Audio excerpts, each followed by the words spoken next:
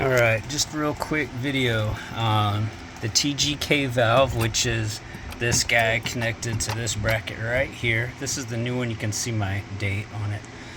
So the service manual calls for taking this whole thing out, but that's not necessary. What I did was I took the plugs out of here, got them out of the way. I took the plug off of here was the guy right there, the factory battery charger thingamajiggy. I got rid of that. The bracket was pretty sharp anyway. Basically, I took everything off of this bracket here, and I pulled all the wires down and got them all out of the way. They got wet because I had them in the wrong spot. We'll go over that. Anyway, took all those off. The next thing I would do is when you get into, so if you can see the hose clamp down there, the hose clamps that are on the lines for the TGK come off pretty easy. I would recommend clamping off the coolant lines first. If you have a set of these, it's great. I lost my other one, so I'd use vice grips. Clamp those before you pull the hoses off. So you can undo the clamps, get them out of your way, but clamp them before you pull them off of the TGK. So anyway, once you pull the hoses off, this bracket here, that bracket that's moving, and the valve, which we'll get into that in a minute. Anyway, that'll just lift out and come out of here. It'll be fine. There's plenty of room once you get these wires out of the way that were all up in here. When you get this bracket out, the bracket actually turns out that it has studs. Those two studs right here, they go through the valve. There's a plate on the other side that holds it on, and then two lock nuts. So you will definitely have to pull this contraption out to get the valve out. But anyway, I just wanted to show that as long as you clear these wires out of here and you take everything off this bracket, that it does come out.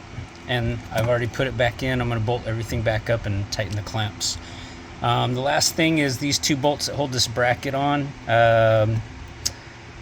Keep those in to pull the front hose off. It's a lot easier. Then you can take them out, move everything enough to get the back hoses off. Hoses come off pretty easy. They're not super ridiculously tight or anything.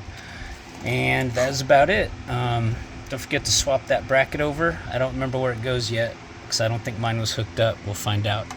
But anyway, that's it. But so yeah, so you can see a plug back there. I had to disconnect also.